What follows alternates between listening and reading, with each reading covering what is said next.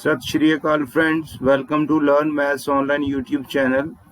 This is lecture number 6 of sets. We are discussing new branch of mathematics, that is applied mathematics, and topic is sets from prime mathematics. So in this lecture we will discuss about the last exercise that is 1F. So in this exercise we will talk about the applications of sets in problems, where we can apply the concepts of sets in real life situations. So first thing is number of elements. Number of elements of a finite set A is denoted by n of A, number of elements of A, and we have few results related to the number of elements. So first one is number of elements in A union B is equal to number of elements in A plus number of elements in B minus number of elements in A intersection B. Very useful result. So second result is also a particular case of result number 1, that is number of elements in A union B is equal to number of elements in A plus number of elements in B when A and B are disjoint sets. Because when A and B are disjoints, it means A intersection B is phi and number of elements in A intersection B is equal to 0. So basically we are going to use these two results in exercise 1F. For your knowledge, these all these results are given, like result number 3 is number of elements in A union B is equal to number of elements in A minus B plus number of elements in B minus A plus number of elements A intersection B. Number of elements in A is equal to number of elements in A minus B plus number of elements in A intersection B. So all the other results you can see here from result number 5 to result number 9. So now we will talk about the questions. We will discuss some questions from exercise 1F. So first question is, if x and y are two sets such that number of elements in set X is 17, number of elements in set Y 23, and number of elements in X union Y is equal to 38. So we are to calculate the number of elements in X intersection Y, number of elements in the set X intersection Y. So here we will apply the first formula, that is number of elements in X union Y is equal to number of elements in X plus number of elements in Y minus number of elements in X intersection Y. So simply we can solve this question by substituting the values of given sets, like number of elements in X union Y is 38, number of elements in X 17, number of elements in Y. So after the simplification, number of elements in X intersection Y are equal to 2. So very simple question. You will see all the questions are very simple. Like next question is 3. In a group of students, 100 students know Hindi, 50 know English, and 25 know both. Each of the students knows either Hindi or English. How many students are there in the group? Let E and H are two sets where E, हमने क्या किया है, E set English के लिए denote कर लिया है, H Hindi के लिए डिनोट कर लिया. So number of elements in E set means number of students who know English is equal to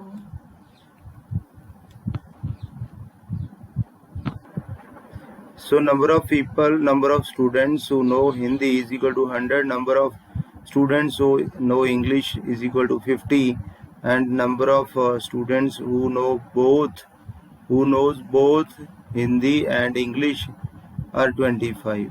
So number of elements in intersection H is equal to 25. So just we are to calculate number of elements in E union H. So we know this formula. Number of elements in E union H is number of elements in E, number of plus number of elements in set H minus number of elements in set E intersection H.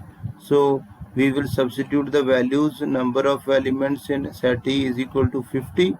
Number of elements in set H are 100. So 50 plus 100 minus 25, which is equal to 125. So total number of students who knows either Hindi or English are 125. So total number of students in the group are 125. Next question is question number 5th part B. In a group of 850 persons, 600 can speak Hindi, 340 can speak Tamil. Find how many can speak both Hindi and Tamil, how many can speak Hindi only, how many speak can Tamil only. बहुत easy question है. हिंदी के लिए हमने set बना लिया है कि जो लोग हिंदी बोलते हैं उनके लिए सेट एच रख लिया है, जो लोग तमिल बोलते हैं उनके लिए सेट टी रख लिया है. Number of elements in set H 600, number of elements in set T 340. जो टोटल हमारे पास, क्योंकि सारे कुछ ना कुछ बोल रहे हैं, जहाँ हिंदी बोल रहे हैं जहाँ तमिल, कोई ना कोई जो भी पर्सन है, तो एच यूनियन टी जो है वो 850 के इक्वल है. और हमारे पास ये फार्मूला है. Number of elements in H union T is equal to number of elements in H plus number of elements in T minus number of elements in H intersection T. तो value put करेंगे, यहाँ से number of elements in H intersection T आ जाएगा, solve करके वो 90 आ गया है. इसका मतलब जो लोग फर्स्ट पार्ट का आंसर आ गया है, number of persons who can speak both Hindi and Tamil both is equal to 90. Then next part is how many can speak Hindi only. तो करना क्या है, जो number of persons who speak Hindi. अब ये set कह रहा है कि जो लोग हिंदी बोलते हैं, लेकिन उसने हमसे पूछा है कि जो ओनली हिंदी बोलते हैं. तो जैसे सपोज हमारे पास ये सेट है कोई, ये जहाँ एच हमने एच के लिए रखा है और ये सेट है टी के लिए. तो करना क्या है, हमें ये वाला पार्ट चाहिए एच वाला जो ओनली हिंदी वाला है. तो जो इंटरसेक्शन है वो माइनस कर देंगे. हमने नंबर ऑफ पर्सन्स जो दोनों बोलते हैं हिंदी और तमिल, क्योंकि ये बता रहा है कि हिंदी इतने लोग बोलते हैं, बेशक उसमें से कुछ तमिल भी बोलते हैं, लेकिन हमें चाहिए कि जो सिर्फ हिंदी बोलते हैं.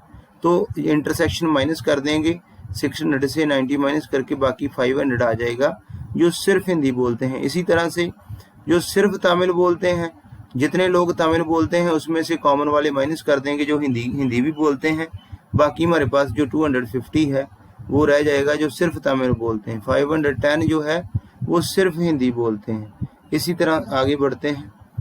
7th क्वेश्चन है, if X and Y are two sets such that x has 40 elements, x union y has 60 elements, x intersection y has 10 elements, how many elements does y have? Very simple.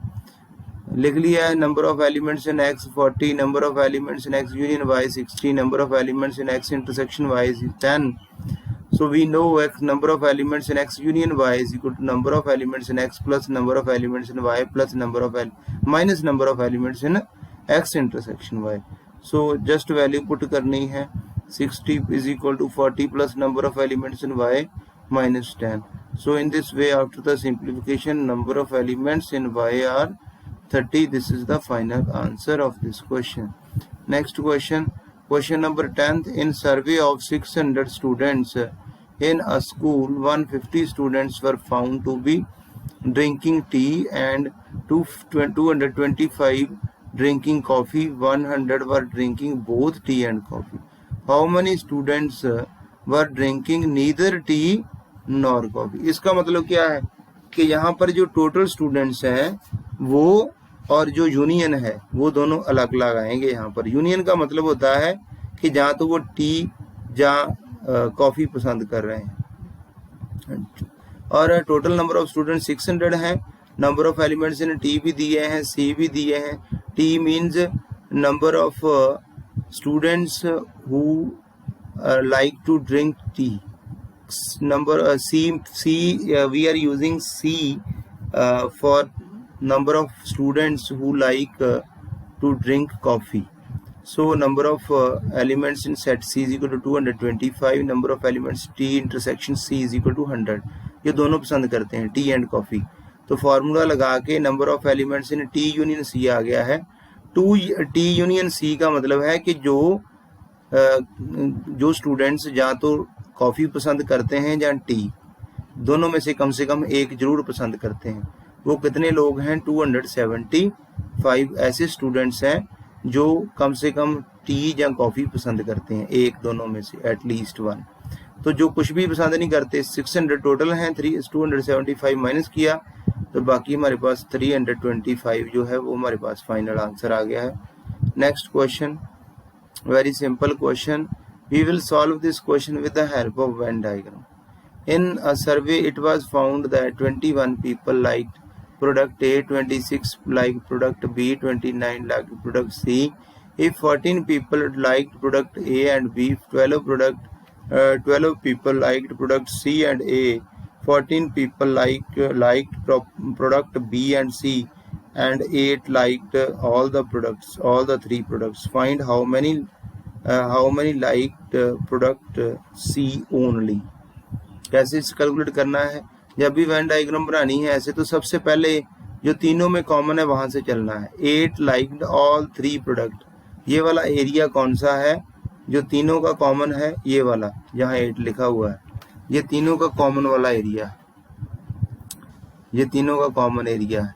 इसी तरह से हमारे पास next हम देखते हैं कि ए क्या दिया है। 14 people liked B and C, B and C 14 like करते हैं, 8 इसमें कवर हो गए, बाकी 6 लिखने हैं। 14 में से 8 माइनस करके, क्योंकि 8 भी बी एंड सी के इंटरसेक्शन में ही आता है। 8 लोग जो हैं वो बी एंड सी को पसंद करते हैं और 14 माइनस 8 6। इसी तरह से ए जो है, ए और बी प्रोडक्ट को लाइक करने लोग भी 14 हैं, उसमें से भी हम 14 माइनस 8 करके 6 लगाएंगे। इसी तरह से ए एंड सी को लाइक करने वाले लोग जो हैं वो 12 हैं, तो 8 यहाँ हमने कॉमन लिख दिया है ऑलरेडी। 12 माइनस 8 4 लिखेंगे यहाँ, जो ए एंड सी का कॉमन है इसको 4 लिखेंगे क्योंकि टोटल 12 करना है। अब हमने क्या करना है, फिर माइनस कर करके लिखना है। हमारे पास टोटल 21 लोग हैं जो प्रोडक्ट ए को लाइक करते हैं, ऐड करते हैं 6 + 4 10 + 8 18। बाकी 21 में कितना ऐड करें कि 18 में कितना ऐड करें कि 21 बन जाए 3। तो ए मतलब ये भी ए में ही है, इसलिए रेपिटेशन नहीं होनी चाहिए। सब्ट्रैक्ट करके 21 माइनस 18 किया है तो 3 बच गया। यहाँ कितना है 6 + 6 12 + 8 20। यहाँ कितने लोग थे हमारे पास जो बी प्रोडक्ट को लाइक करते हैं, वो बी प्रोडक्ट को लाइक करने वाले लोग थे 26। सो हाँ जी, बी प्रोडक्ट को लाइक करने वाले लोग टोटल कितने थे? 26। 6 + 6 12 + 8 20। तो 26 में से 20 माइनस किया, बाकी 6 बच गया। इसी तरह से हमारे प्रोडक्ट सी को 29 लोग लाइक करते थे। 6 + 4 10 18 29 माइनस 18 11। तो यहाँ से आप इस वेन डायग्राम से बड़ा इजीली जो है वो बता सकते हैं ये यूनिवर्सल सेट है, ये वाला सेट यूनिवर्सल सेट है। और बड़ा इजीली आप लोग बता सकते हैं कि सिर्फ सी को कितने लाइक कर रहे हैं, 11। Number of people like product C only 11 देख सकते हैं आप यहाँ से इजीली कि 11 लोग लाइक कर रहे हैं प्रोडक्ट सी को। इसी तरह से नेक्स्ट क्वेश्चन डिस्कस करते हैं, वो भी वेन डायग्राम के थ्रू करेंगे। Next question in a survey of 60 people it was found that 25 people read newspaper H, 26 read newspaper T, 26 read newspaper I, 9 read both H and I, 11 read both H and T, 8 read both T and I, 3 read all 3 newspaper। उसी तरह से करेंगे जो अभी किया है। कितने लोग हैं जो तीनों न्यूज़पेपर पढ़ते हैं? 3।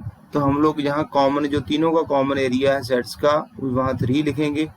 और इसी तरह से सब्ट्रैक्ट करके जैसे हमारे पास 8 ऐसे लोग हैं जो टी एंड आई को पसंद करते हैं, टी एंड आई।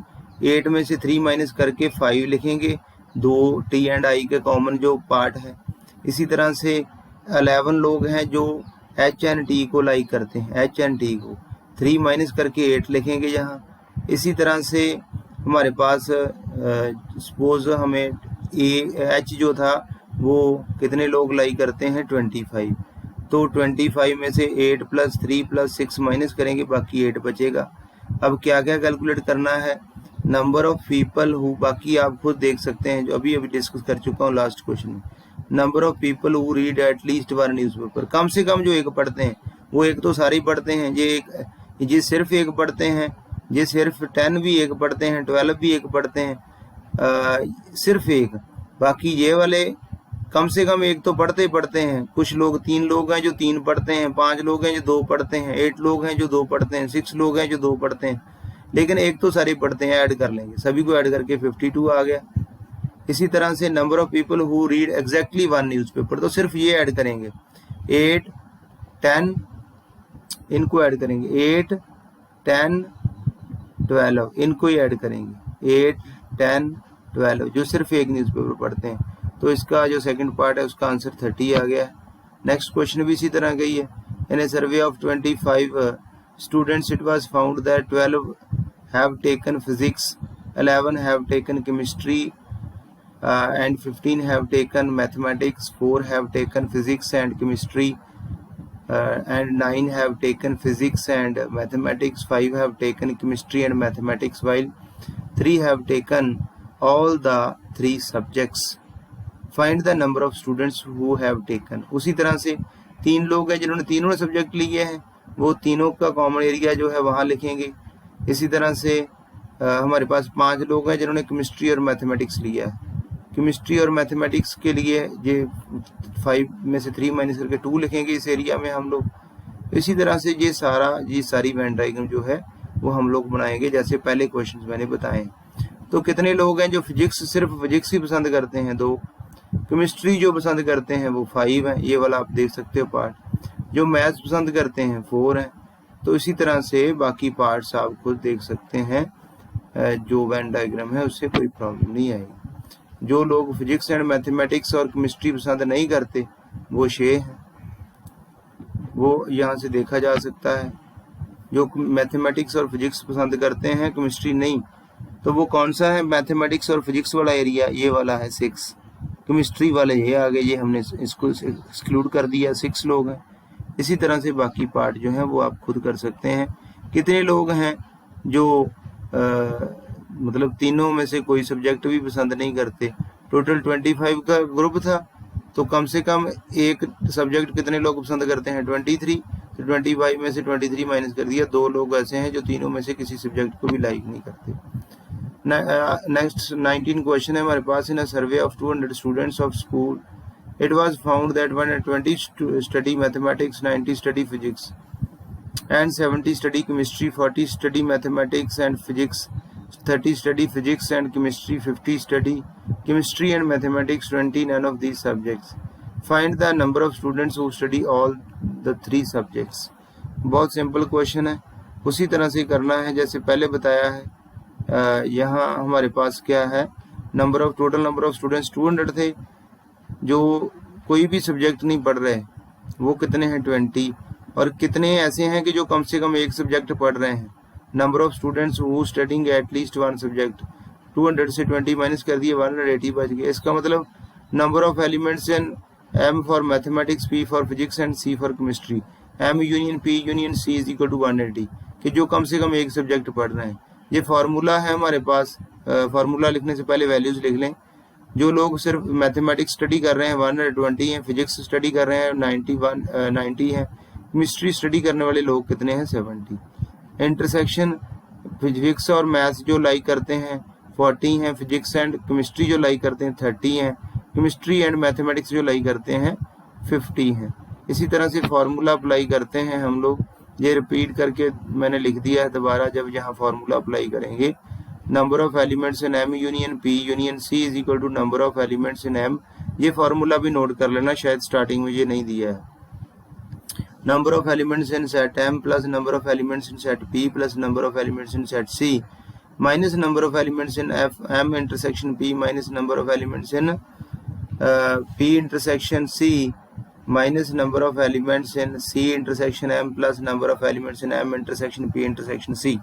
ये वेन डायग्राम के थ्रू भी आप ये फार्मूला चेक कर सकते हैं। सारी वैल्यूज पुट कर दी हैं, हमारे पास क्या आ गया है, number of elements in M intersection P intersection C। तो हमारे पास वो कितने लोग हैं जो तीनों सब्जेक्ट लाई करते हैं, 20। Number of students who study all the 3 subjects is equal to 20 ऐसे लोग हैं, ऐसे स्टूडेंट्स हैं जो तीनों सब्जेक्ट पढ़ना पसंद कर रहे हैं। नेक्स्ट क्वेश्चन डिस्कस करते हैं 21। In a group of 50 students number of students studying French English Sanskrit were found to be as follows. French कितने लोग पसंद करते हैं, स्टडी करते हैं 17। ई हमने इंग्लिश के लिए रख लिया है, 13 लोग हैं जो इंग्लिश पसंद करते हैं स्टडी करना। संस्कृत पसंद करते हैं 15। जो फ्रेंच एंड इंग्लिश पसंद करते हैं 9 हैं। जो इंग्लिश एंड संस्कृत पसंद करते हैं 4 हैं। जो फ्रेंच एंड संस्कृत पसंद करते हैं 5 हैं। जो तीनों ही पसंद करते हैं इंग्लिश फ्रेंच एंड संस्कृत 3 है। तो फार्मूला वेन डायग्राम के थ्रू हम लोग इजीली कैलकुलेट कर सकते हैं। ये सारी चीज़ें हमने जो दिया था, तीनों से शुरू करेंगे 3, और जो मैंने बताया है रिपीट करना बार बार अच्छा नहीं लग रहा क्योंकि वही चीज़ें आ रही हैं, वही क्वेश्चन है। तो ये वेन डायग्राम हमने बना ली है। एक चीज़ बता के जो मैं वाइंड अप कर रहा हूँ लेक्चर को। जैसे हमारे पास कितने थे, नंबर ऑफ तीनों को लाइक करने वाले 3 थे, फ्रेंच एंड संस्कृत वाले 5 थे। फ्रेंच एंड संस्कृत 5 थे ना, तो फ्रेंच एंड संस्कृत ये वाला देखो पार्ट, यहाँ टोटल 5 ही नहीं लगा देना, यहाँ 5 में से 3 माइनस करना है जो ऑलरेडी यहाँ इंक्लूड हो चुका है। तो 5 - 3 2 लगाएंगे यहाँ इस जगह पे 2। तो इसी तरह से बाकी भी आप देख सकते हैं। हमने जो कैलकुलेट करना था फ्रेंच ओनली वो कितने दिख रहे हैं वेन डायग्राम से 6 हैं। इंग्लिश ओनली 3 दिख रहे हैं। संस्कृत ओनली 9 दिख रहे हैं। English and Sanskrit but not French. English and Sanskrit ये वाला पार्ट बट नॉट फ्रेंच, वो सिर्फ एक ही है, ये वाला English and Sanskrit but not, ये ही एक है।